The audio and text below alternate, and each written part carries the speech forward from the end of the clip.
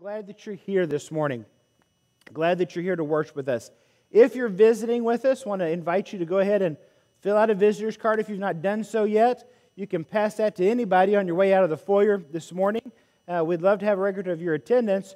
What we'd really like is for you to stick around for just a few minutes. Let us meet you face to face. Let us shake your hand. We're glad that you're here with us at Spring Creek and want to make you feel welcome because we are glad that you're here. This is a place where you will meet Jesus. This morning is the morning when I switch versions in my Bible, and so I will be preaching out of an ESV this morning, and we'll do that from here on out. And so that's probably the last time I'm going to mention it. Are you tired of hearing about it? Okay. Hey, I'm glad. That means we've done that enough. So that way you know where we're at. We're starting a new sermon series this morning, so if you did not get your discipleship guide, there are some in the back, and you can get some of those. But hopefully you got them. If not, there's a couple of those guys will bring some out. You can raise your hand here in a second and do that. I want you to remember that SC 101 is coming up Sunday the 27th. I believe that normally, raise your hand if you need a discipleship guide. There are 3 or 4 right down in here. We won't be meeting in room 1 this time. We will be meeting in the fellowship hall. We won't be meeting in room 1 because in room 1 there is a young professionals class that has begun this morning. Mike Stolte is teaching through the book of Luke, and he's talking about meeting Jesus. So if you are college-aged, 20-something, 30, whatever, married, single, that class is for you. And Mike will be facilitating a discussion there. Of course, if you have kiddos, we have Bible classes for all ages at the same time, and so we'd invite you to be a part of that. Remember that SC 101, which is our introduction class to Spring Creek, will be the last Sunday of the month, and we'll meet in the fellowship hall. But everybody's got a... All right, so you can open it up to the first page, and we'll start this morning. I want to begin this year talking about mission or Jesus Impossible, and talk about some of the things that I think we think are impossible, but that Jesus makes possible.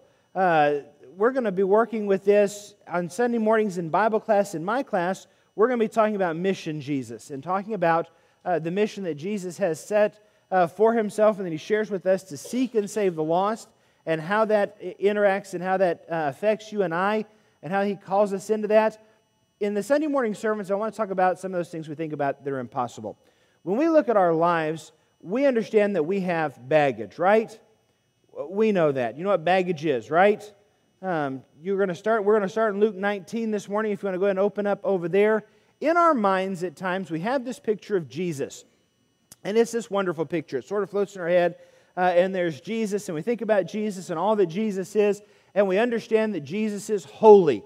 And we understand that Jesus is perfect. We think about the perfection of Jesus, the holiness of Jesus. We understand that Jesus is set apart, that there is nobody like Jesus, that Jesus has never done anything wrong, that Jesus is the complete picture of everything that we need.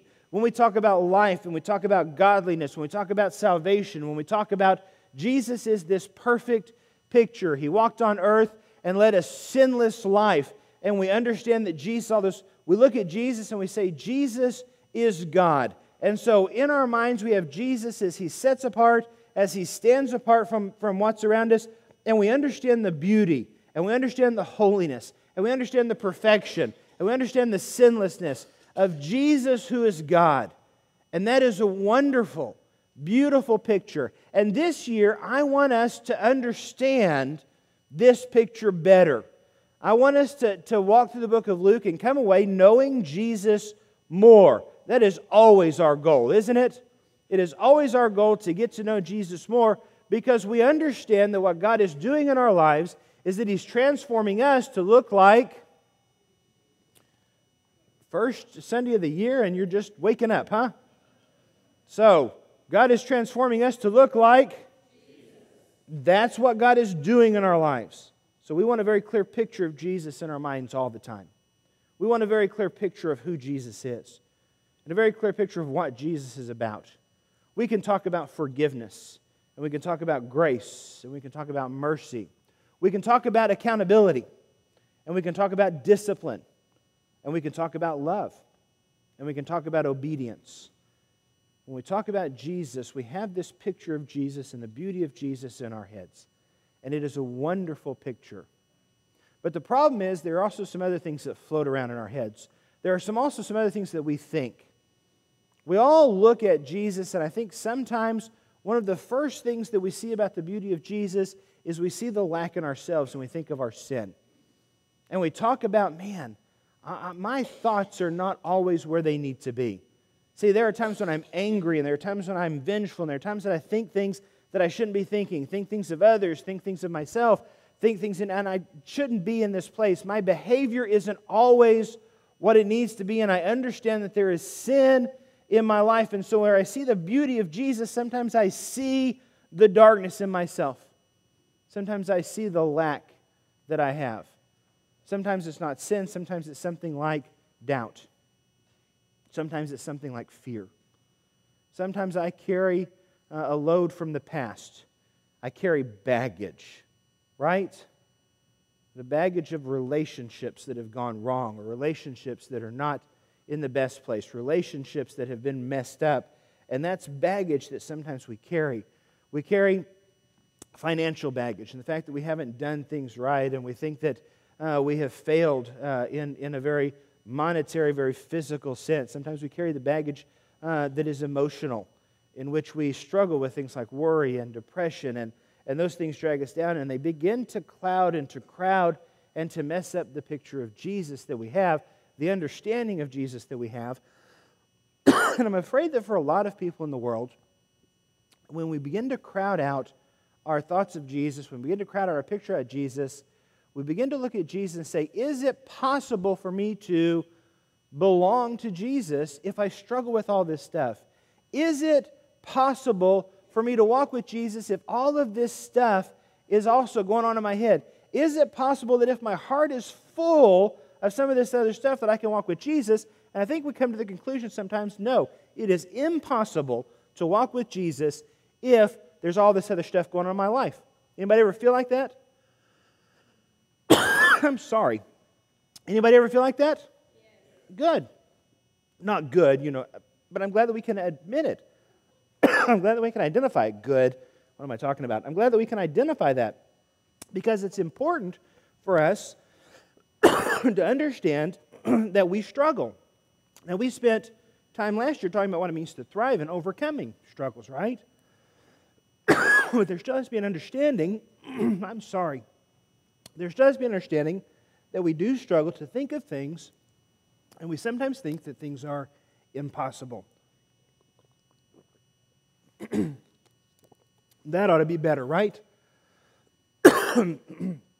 Because if we don't understand, then we come away with this belief that it is impossible for Jesus to love me because I have baggage. And that's not true. It is not impossible for Jesus to love you. In Luke chapter 1, verse 37, it says, "For nothing will be impossible with God." Okay?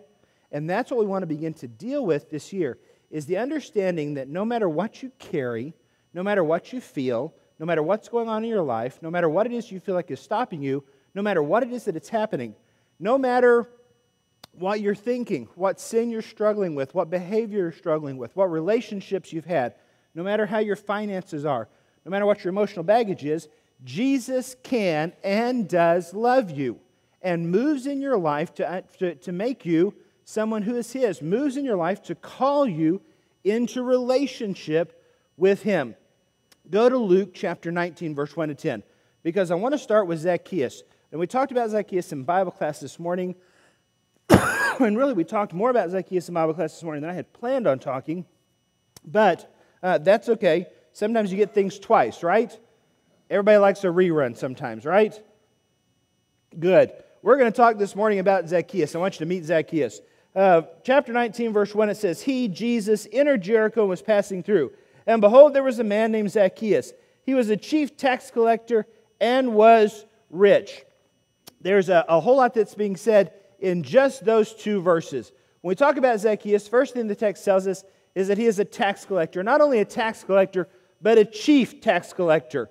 Now, in the minds of the people at that time, a tax collector was someone who lived in sin.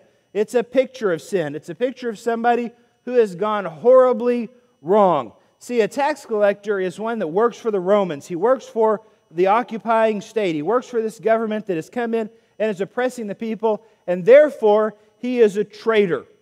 A tax collector is somebody who takes money for the Romans and then takes money for himself, more than what he has to take.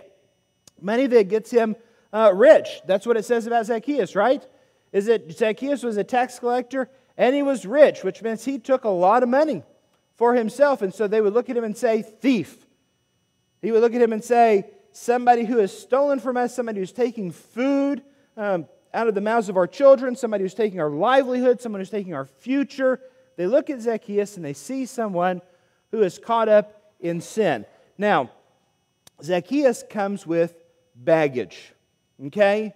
We look at that and say, oh, he's got a job that puts him on the outs, but there's more to being a tax collector, more to the social structure than that. Zacchaeus is someone who will struggle in the area of community. His community doesn't like him. His community doesn't want to be around him. His community will not accept him. Does he have friends? Sure, he has friends. The Bible talks a lot about friends of tax collectors, calls them sinners, and says Jesus went and ate with the tax collectors and the sinners, right? So he has this picture, he has this baggage, he has this stuff that's going on. Zacchaeus comes because he is alone, because he is separate from God, because he has no place to worship, because he has no place to fit in, because his stuff is bad, because his past is messed up, because his present is messed up. But Zacchaeus has one thing going for him. In verse 3 it says this, and he was seeking to see who Jesus was. Now, that is a neat statement. That is a pivotal statement. That is a statement that I believe makes a difference. When we talk about the fact that we deal with stuff, that we deal with baggage, that we deal with all this stuff that crowds around us, the one thing that the text calls us back to over and over again, the one place that Jesus calls us back to over and over again, is this understanding that you and I have a chance to seek God. To seek Jesus, to look for what God is doing, to look for what it is that Jesus is doing in our lives. Zacchaeus has a desire. He has baggage. He has stuff that he carries around. He has stuff that weighs him down. But he has this desire, and it's a desire to see who Jesus was. Now, it came up in class this morning that Zacchaeus has a desire to hear who Jesus was because somebody had to have at least said something to Zacchaeus about who Jesus was. Did you hear about the rabbi? Did you hear about this teacher? Did you hear about the claims this guy is making? Did you hear about the healing?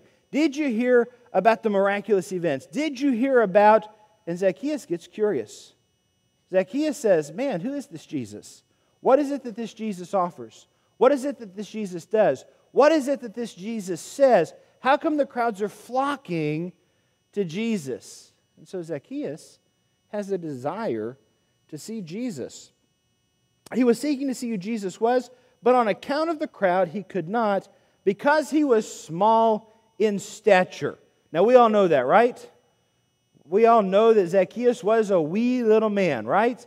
That he has stature problems. He's not a very tall guy. He's just a little guy. But I want you to get the picture here. Zacchaeus is a man who has prominence, who has influence, who has wealth, who has power. And he walks through the crowd dressed in the best robes. And he walks through the crowd with big rings on his fingers. And he walks through the crowds with new sandals on his feet. And he walks through the crowds with the best hat. And he walks through the crowds, and the crowds move away and go, did you see Zacchaeus, the wee little man? How much does he have to put on? How much does he have to... Because I don't know what his stature is. All it says is that he was small in stature. Small enough that in order to see Jesus, he has to run ahead of the crowd, that he has to take those fancy sandals and whatever and get them in the dirt as he approaches the tree. That he's got to hike up whatever clothes he's got in order to climb the tree. That you've got this little guy who's got to get up above everybody else, and everybody knows exactly why. He's got to put his pride on the line. He's got to put his reputation on the line. He's got to put a sense of personal dignity on the line, all to see who Jesus was. Is that desire? Oh, you bet. That's longing. That's passion. That's need. That's an understanding that Zacchaeus will never be who he needs to be until he comes into contact with Jesus, and Zacchaeus is willing to risk everything to see who Jesus is. That's a good question for you and I, isn't it? How much am I willing to risk in order to meet Jesus? How much am I willing to put on the line in order to walk with Jesus? How much am I willing to risk in order to be someone who is close to Jesus? My prestige, my reputation, my power? Am I willing to sacrifice my self-image, my bad habits, my poor relationships? Am I willing to give Jesus everything that it takes in order to follow? Zacchaeus hikes up those clothes and climbs that tree. And I can imagine the crowd. Because it says that Zacchaeus had to run ahead of the crowd. He's in front of them. They watch as he does that. Can you see them? People are not always nice. Especially when you're on the outside, right? Ooh, did you see the tax collector yesterday? I didn't know he had such bony knees. Man, climbed that tree. You would think that he was just a kid. What was he doing up there? Looked ridiculous, all perched in there, sprawled out in that sycamore tree. Look at what he's... People aren't nice, are they? I'm going to point it out. Zacchaeus risks ridicule and rejection, further rejection, because of what he does. But Zacchaeus doesn't let that stop him. Zacchaeus doesn't let the possibility of what might happen stop him. He doesn't let the impossible stop him. See, it would be impossible for Jesus to love a tax collector, right? Zacchaeus doesn't believe that. Zacchaeus has run to see who Jesus is. Zacchaeus has climbed to see who Jesus is. Zacchaeus has surrendered in order to see who Jesus is. And so our text turns to Jesus. And we begin to look at what it is that Jesus does. Verse 4. So he ran on ahead and climbed up into a sycamore tree to see him, for he was about to pass that way. And when Jesus came to the place, he looked up and he noticed Zacchaeus. Now, this is one of the neat things about Jesus, is that Jesus doesn't pass people by. Jesus stops and sees people. Whether it's a woman in a crowd, or a blind man on the side of the road, or a tax collector in a tree, or you, or me, Jesus looks and says, I know who you are. I see you. You are not beneath my notice. You are not beyond my sight. You are not out of my thoughts. I see you. No one likes to be overlooked, do they? No one likes to be ignored. No one likes to be insignificant beneath someone's notice. And no one is ever beneath the notice of Jesus. Jesus looked up, saw him, and said to him, Zacchaeus, hurry and come down. Jesus notices Zacchaeus, and then Jesus calls to Zacchaeus. Jesus looks at Zacchaeus and says, Zacchaeus, you don't belong in a tree. You don't belong away from me. You don't belong way up there. You need to come down from there and be with me. Jesus calls to people to come out of lives that are defined by something else and to come to Jesus. See, the tree for Zacchaeus defines ridicule and rejection. It defines what it is that the community will talk about and will say about. And Jesus says, don't live in that place. And Jesus says the same thing to us. Don't live in a place of shame. Don't live in a place of guilt. Don't live in a place of ridicule. Don't live in a place where the world sets the standards. Don't live in the place where the world talks about you in whatever way. Get out of the tree and come meet with Jesus and be in this place. Come into relationship and be with me. Come out of there and into this, for I'm going to your house today.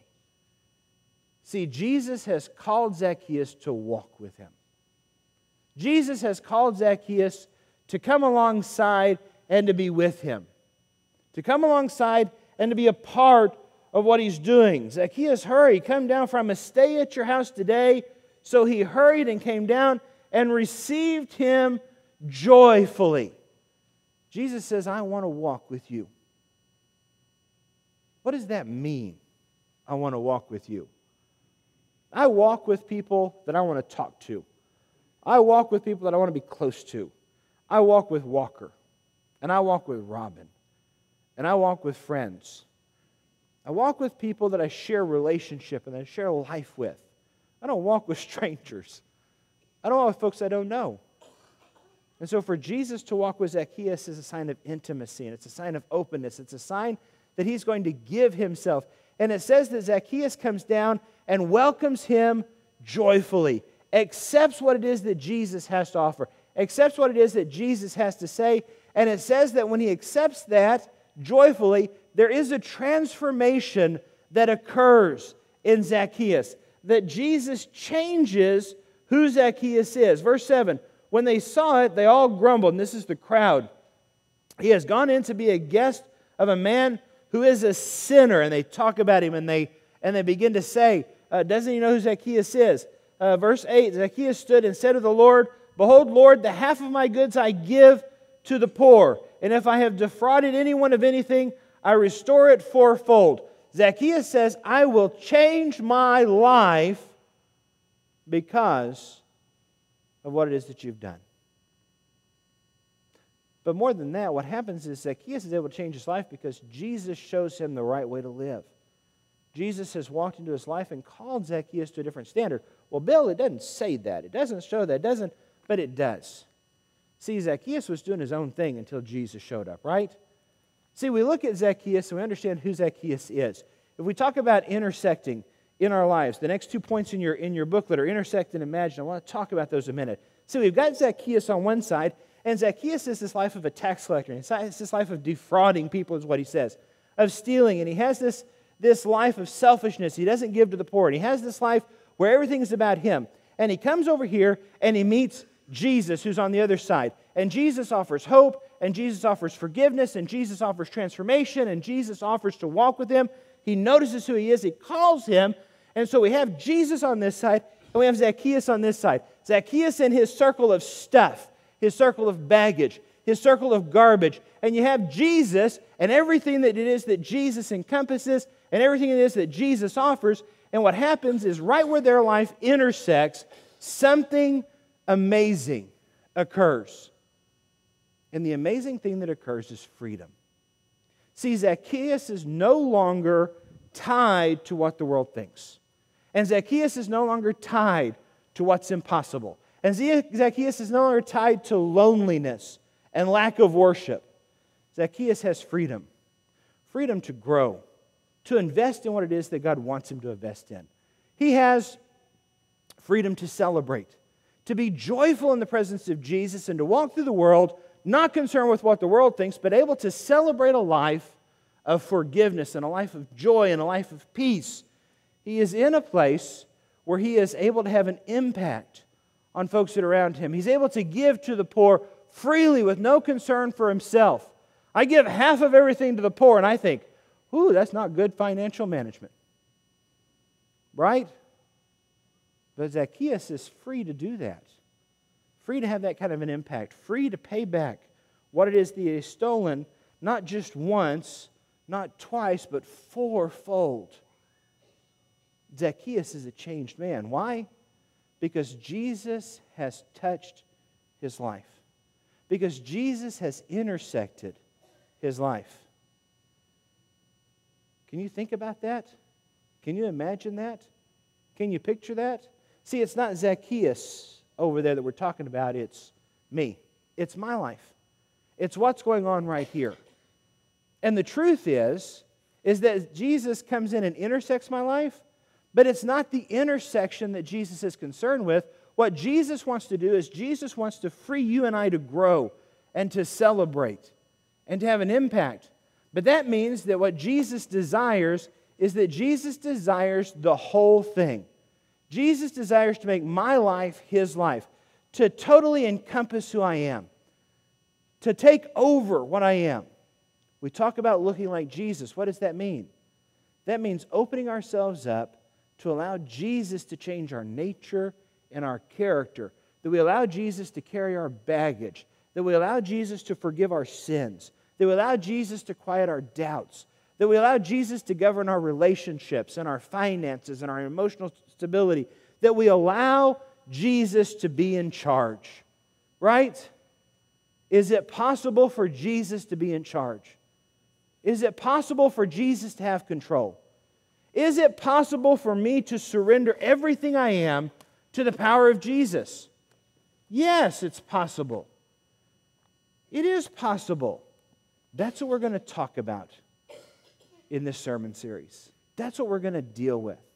We're going to walk through the book of Luke and see how Jesus meets person after person after person and says, I can overcome your impossible. I can deal with your baggage. I can take over your life and I can transform you to be new. And we're going to look at it because that's what we want Jesus to do in our lives. We want Jesus to make us disciples. And so, we begin the year with our first discipleship challenge. Are you ready? Oh, you got to be readier than that. Readier is a new word. Are you ready? Yes. All right.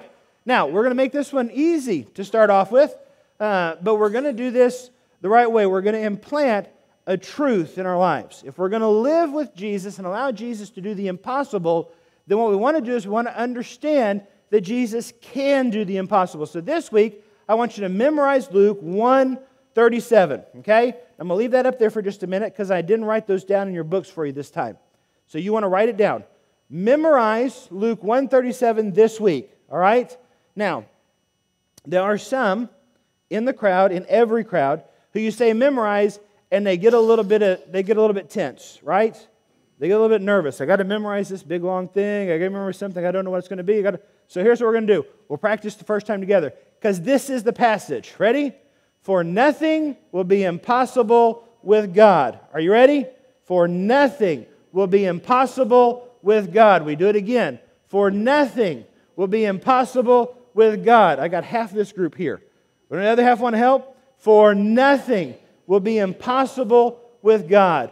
For nothing will be impossible with God.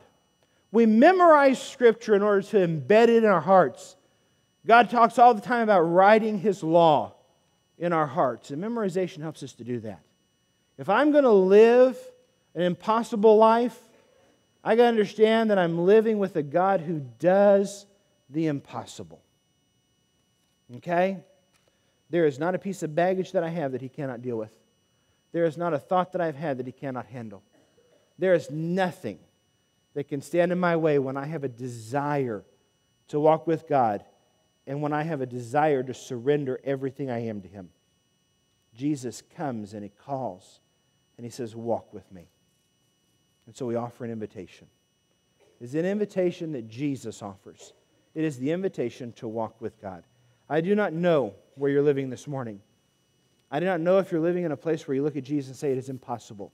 But I'm here to tell you that there is nothing that is impossible with God. That God calls this morning and says, if it is time for you to surrender, then come. Come to the waters of baptism and have the old life washed away and be raised again to walk in a new life. Come this morning in repentance, ready to turn away from the world and everything that it offers and turn towards Jesus. Come ready to give up your baggage. Allow Jesus to handle that. Baggage is a funny thing. You go to the airport and you turn in a bag and what do they give you? Claim ticket, right? You go back later and use the claim ticket to get the baggage back. See, sometimes we walk with Jesus, and what we like to do is we like to give Him our baggage, but we like to pick up a ticket. Because we plan on coming and getting it later, don't we? Baptism, repentance, forgiveness is about no ticket, no baggage, no getting it back. That's the invitation that Jesus offers. That's the call that Jesus makes. If you need to respond, we invite you to come forward now as we stand and as we sing.